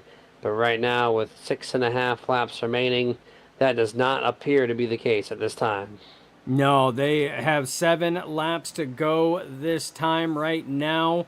And like you said, Jeremy, they are stalemated. There's just absolutely nowhere to go. And the bad thing is there's not much room for your pushers. That being the 88 of Butler, the 999 of Bergeron, the 95 of Mayer, for them to get any air on their nose. So these three drivers are doing temperature management right now like bosses, because they have been behind these front three, being Crosby Jr., Fritsch, and Nate Warren, now for a crap ton of laps, and they are still pushing, and that's what's allowing them to stay three wide, neck to neck to neck, the way that they are. Beautiful sight here. John Guerrero in the 59, going to be the fourth car. Oh, here we go. Wreck. Nate Warren smashes the outside wall. He is 50-50 grinding it for 2 weeks in a row, Dustin. We've seen a car up on the outside wall. Upside down goes the 16 Turtle. We got Kenny Bishop. We got Gary Bergeron. We got, I think, the 4 possibly. Who else we got? The 12 of Zach Fritsch. The 95 of Jay Mayer. Who's turtled on the track? That's Nathan Warren in the 16. Oh, man. We're going to go Nerd TV replay style. Oh, we're going to back that up a little bit. Yeah, we gotta get full context in this one here. Oh, was there... Gary, I know, got loose, but was it by himself or contact? Yeah, that's what I was kind of looking. And it looks like contact there. A little bump from the 6 of Winningham. Kind of drifted him low, and then he made contact with the 04 Mark Mann. Then contact was made with Butler, Fritsch. You see Nate Warren go airborne. Winningham gets pulled in. Mayer, Scott Wise, Kenny Bishop. All these drivers getting pulled in. Oh, man, what a stack right there. And then you see Nate Warren. He just goes for a hell of a ride right there. Just flips right over the 999 of Bergeron before he turtles and slides down the track. Oakley visor cam inbound for the 16. See what it looks like to go upside down in the virtual car at Bumpy Daytona.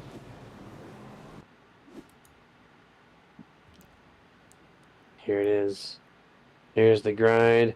He's like, all right, good. I'm on the track. Nope, you're going back above the track, sir. And then gets turtled, and you see the sparks grinding. And this is the best view possible. Just you and the asphalt. That's it. All right, we're good. We're just going to stay right here. We're done. Bring it in. That's a toe, and that's late in the race. We'll see if he can recover. Yeah, it's going to be tough right now, Jeremy, but that's going to set up for a wild finish. Now, after the dust settled, after the sparks finally died down, after Nate Warren finally flipped his car back over and limped it back to pit road, now our standings are completely re-racked and restacked. That's going to put the 33 of Jeff Crosby Jr., who is leading on that bottom side as your race leader. Gabe Butler will be P2 as it sits right now. You know what? Why don't we just sit here and go through it?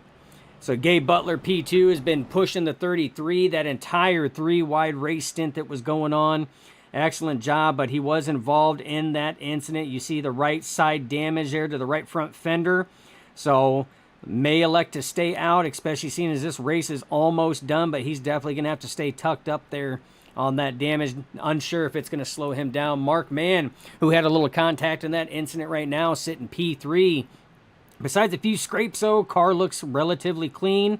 May be a big-time contender, maybe in that catbird seat right now. Unfortunately, might be starting on the inside line, so we'll have to see what moves Mark Mann can make. But we know that this man knows how to do it.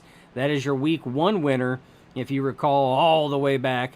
So he knows how to get it done. Stephen Luttrell been up in the top 5, top 10 all race long. I think Nate Warren probably needs that logo on his hood that Stephen Luttrell has. He might have been able to actually keep it the right side up that way. We might have to talk to Nate and see if he can update his paint scheme on that one there.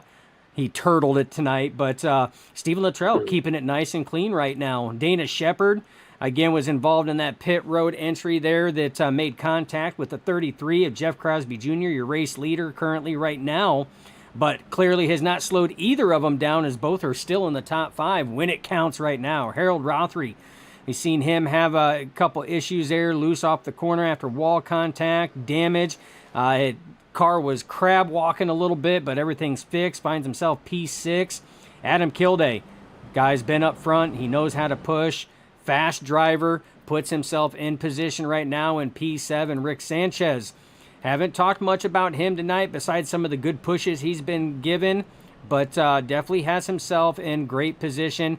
He has been known to go to that third lane if he has the help. So very well could happen. 2:15 of Derek Donna up in the top 10. Not the first time we've seen this man put himself in position. Remember, he was in the podium at the season opener race. He was able to talk with us after finishing third that race, so putting himself in great position. And Rick Seabrans, number 4 there, right behind the 5 of Rick Sanchez. Little damage there after some pre-race contact, but clearly has not slowed him down at all. And maybe, just maybe, that might be the help that Rick Sanchez needs to go to that third lane, because I'm telling you, that third lane will happen. And that's your Nerd TV Top 10 recap. There you go. And just a one quick mention.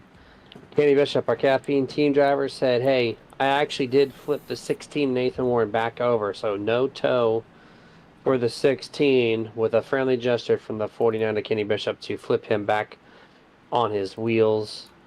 What a guy to help out. A guy struggling off of turn 4. But here we go. We're going to go back with a 2-lap unofficial green-white checkered shootout here. Restart on a very nice lap, 69. Jeff Crosby Jr., Gabe Butler. Here we go. Who is going to win? Who is going to get either the checkers or the yellows? Green flag back in the air for potentially the final time here this evening.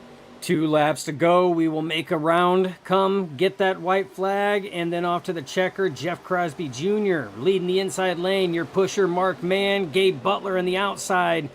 Big pusher there from Stephen Luttrell. Damage doesn't seem like it's slowing down the 88, Jeremy, as they work their way off turn 2. Off turn 2, 33, Crosby Jr. leading the way on the inside. Gabe Butler getting a huge momentum shot from Stephen Luttrell on the outside. And he's got the 06 of Rothery behind him. Rick Sanchez jumps to the top 3 wide. The 06 blocks that move momentarily. Zach Fritsch looking up there. He is the first 3 wide contestant on the outside lane. Off of turn number 4, it'll be the white flag. 1 lap to go, 2.5 miles left in this race. 1 lap to go. Jeff Crosby Jr. has command of this race lead. Wreck happening behind. That's going to collect Luttrell. It's going to slow that high line down. That's going to leave Crosby Jr., Mark Mann out there by themselves. You got Dana Shepard alongside the 88 of Gabe Butler as they work their way down the backstretch. Does Mark Mann pull up, try to make a move around Crosby Jr., or does he stay behind him? Is there 2x2 behind these two? Mark Mann pulls up in front of Gabe Butler. Crosby goes up to go for the block, drops back down in front of the 43 of Dana Shepard, working their way off of turn 4. It's going to come down to this side-by-side. Crosby Jr., Mark Mann. Who's going to win it as they cross the line? Mark Mann wins the Alex Green at Bumpy Tona. With a hell of a shot. He did not have the 33. Barely did in the trial with the Gabe Butler just with the shove of his life on the whole outside lane, tag teaming against the inside, allowing the 04 Mark Mann to get his first checkered flag of the 2025B season for the OP ButtKicker Grand National Series. Congrats to that man, the 04 Mark Mann. What a run on that outside line. Perfectly timed move up to the top side. Crosby Jr. moved up to go for the block and then dropped back down in front of the 43 of Dana Shepard. And ultimately, that shot that Mark Mann got from the 88 of Gabe Butler is what helped propel him ahead of the 33 just enough to get to that line first. As he's going to file in here and do a burnout all the way through the grass. And then some. Just tearing up the infield in the virtual 2008 Daytona infield. You can't hit the wall, Dustin, when you're down here. So no harm, no foul. Doing it Dale Earnhardt style. Through the letters. The 04 doing some donuts. And that's going to be it. We're going to go over the unofficial results for the Alex Green at Bumpy Tona. Mark Mann, Jeff Crosby Jr., Gabe Butler. That is your podium top 3.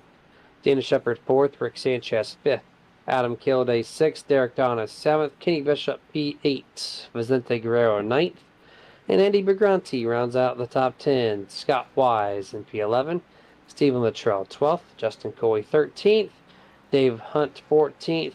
15th goes to John Guerrero.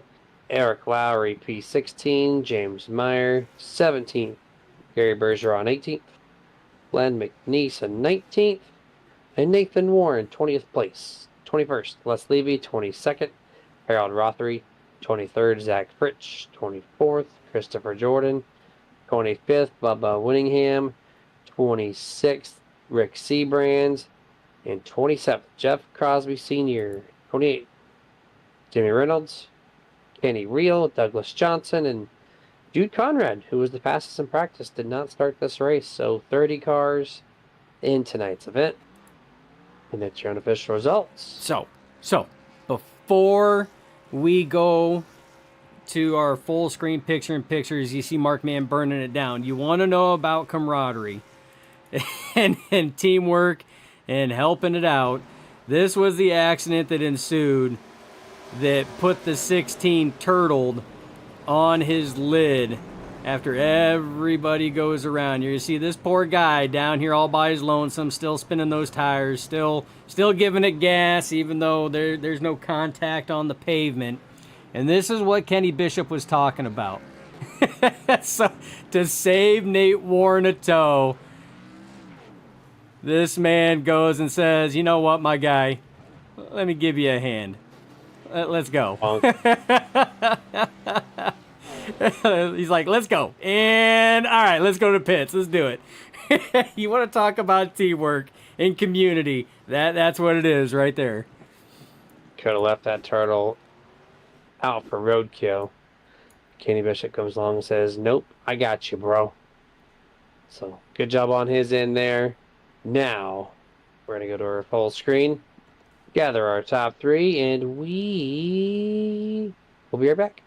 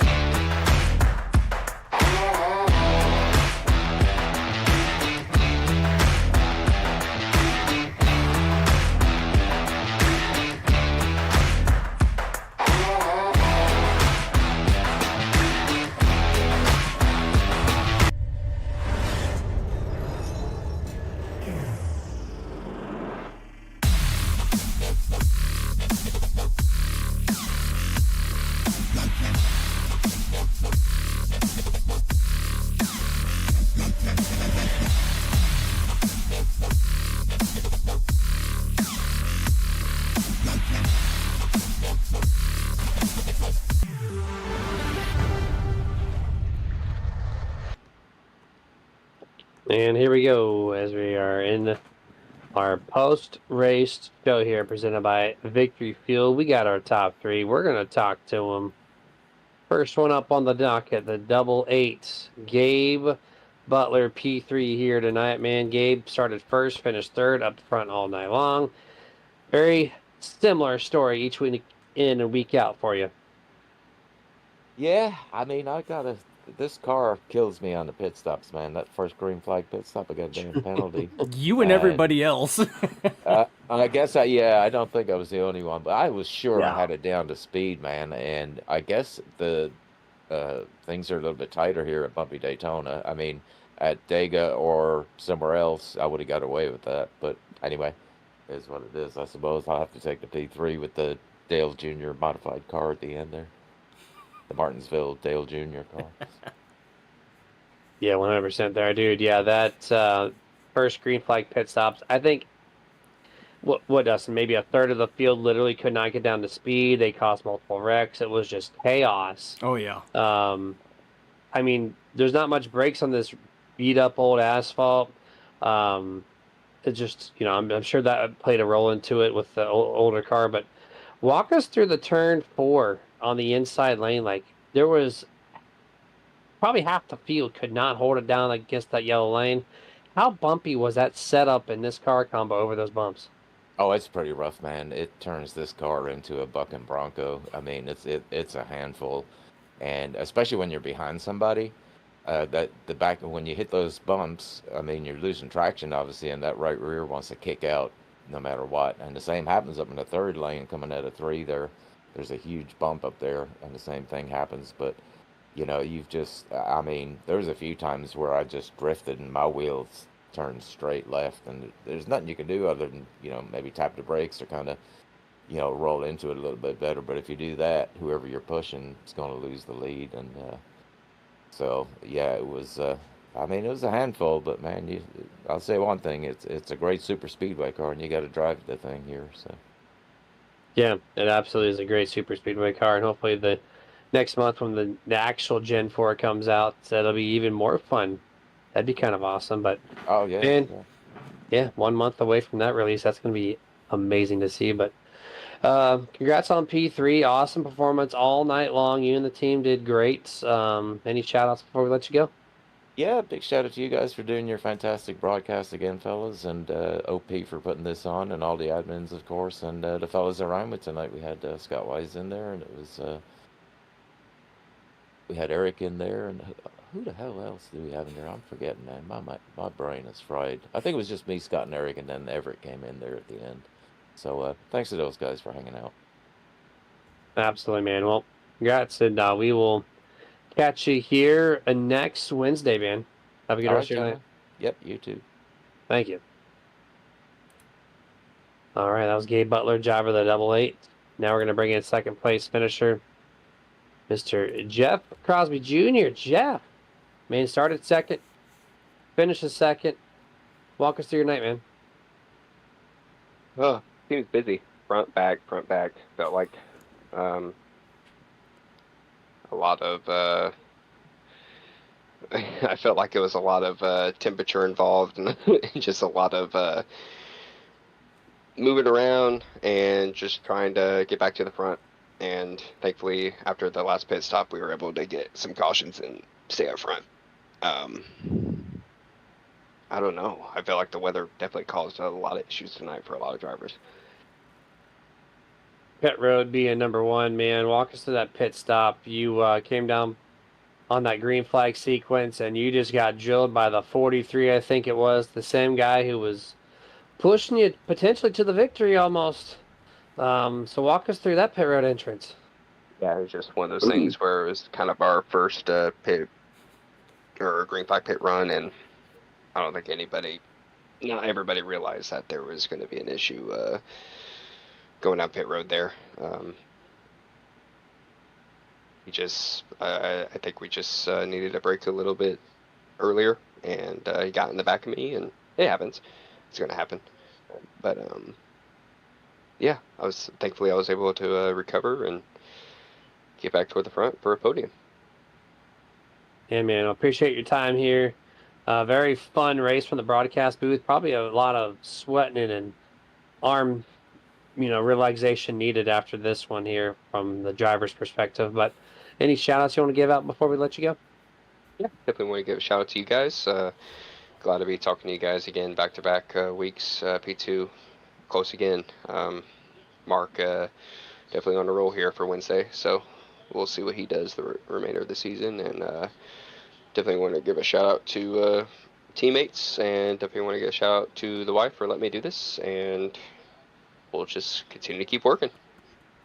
All right, man. You are now the new points leader here as of the finishing result of this third race. So congrats on that, and keep it on, man. We'll keep track of that as the season progresses. For sure. Thank you. Yes, sir. That was Jeff Crosby Jr., driver the number 33, and now we got Mark Mann on dock for his post-race interview. We have 3 races in the books. Mark Mann has 2 of the victories. Mr. Mark Mann, congratulations, dude. Oh, thanks. Pretty fun race. He came on the radio and said he doesn't win too many times, but he's got 2 out of the 3 races with checker flags to prove it. So, Mark, it doesn't matter if it's a smooth track, bumpy track, you're dialed in for this Wednesday series. Talk about it. Yeah, I'm just getting lucky. Just Okay. trying to put in some effort into putting myself in a position at the end of these, because I usually start in the back. I didn't even qualify tonight, and I started near the back. Had a little hiccup there. I believe it was towards the end of the first stage, and on the second half of the race, I just kept moving up a little bit, trying to catch a position or two, even under yellow, pitting for fuel, and I was able to do that here and there, and just kept inching up and got myself into that top 4, and was just I was actually dedicated to Crosby there. I saw Gabe lost his help. Might have been a little accident behind him that opened up. I kind of waited for it to happen. Jeff actually blocked, but it was clean and he was fine. It was 100%. He had a ton of room. I probably would have maybe stayed dedicated and just pushed him and taken a podium, but worked out that he cleared the bottom, and Gabe gave me a great push at the end and got a win. Yeah, it was a great run there from the center lane there, 3 and 4 to clear the 33 and get you that win, man. So congrats, 2 for 3 to start the season. It's going to put you really tightly in second place there with Jeff Crosby Jr., who finished 1 spot behind you tonight. So little good battles between you and the 33. Yeah, I should probably start racing for some stage points. I typically don't even bother with stage points. I go right to the back, and so I don't ever foresee myself leading the points anywhere in any series. But if I can just hover around and make the playoffs, which I think a win and you're in, so I'm locked in now. So I can just kind of coast into the playoffs now. But yeah, Jeff's the king of Wednesday, so it's going to be hard to knock him off that top spot. He finished second tonight, and there's no doubt he'll be in victory lane here before we know it. Listen, don't worry about them stage points. If you just keep getting wins, that's all that matters. When you get to the playoffs, it's all about wins. No one cares about stages at that time, right? So yeah, well, kind of. You have to kind of round your way in if you can't get a win. But yeah, I agree. Go keep getting those checker flags, man. Any shout-outs before we let you go? Yeah, thank you guys for broadcasting. Thank all the OP admins, everything they do behind the scenes. Everybody watching at home. Mara, if she stayed up, she made some good turkey soup, but she's probably sleeping now. And yeah, thanks for whoever sponsored the race tonight. Everybody Alex I ran Green. with, and thanks to Gabe for pushing me. There you go, man. That's Thanks the job of number thanks 4. to Mark Mann for making me hungry now. Dang it, Mark. Yeah. Looking at motivating people to eat food late at night here Yeah, on a right. Wednesday evening. Yeah, that's how it'll pack the pounds on you. Go have a good rest of your night, man. We'll see you next Wednesday. All right, brother. Thanks. Yes, sir. Mark Mann, winner of the third race of the 2020-25 season. I said that twice. It's okay.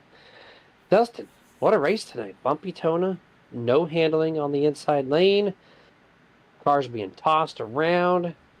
Caused some chaos. We had some fun up here. Good night. Oh, absolutely. I mean, and this car, I think, just it races the super speedways so good. I mean, even on this one here, I mean, it doesn't matter what car you bring to this track. I mean, this track is going to throw around any car. But we definitely seen these cars bouncing around more than what we have in the past.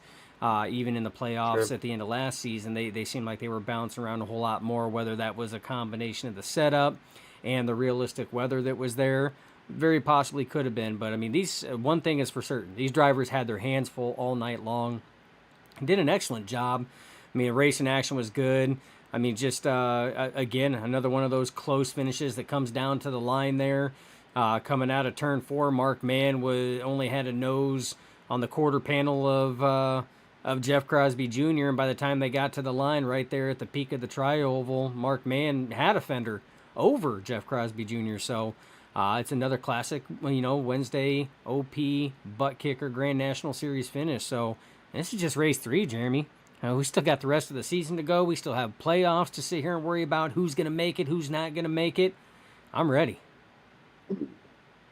Speaking of being ready, not even next, in less than 24 hours, we go live again on Thursdays here at Nerd TV for race number 1 of the Pro Sim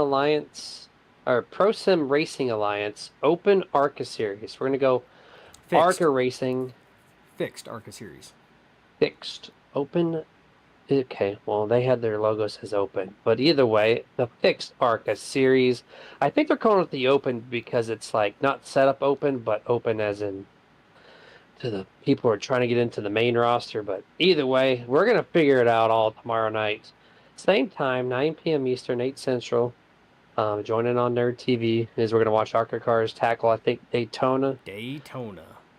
To start off their season, and then we're off. We're off Sunday. It's Memorial Day weekend. The best day in racing, period, with Monaco, Indy 500, Coke 600. It's going to be a great weekend. Have a very good time if you don't join us tomorrow night throughout the whole 3-day weekend if you do the Monday through Friday thing. And Dustin, let's close this thing out. Have a good night. You guys stay safe. Get your nerd on. What you got for him? And as always, it's not goodbye. It's just till next time. Stay nerdy.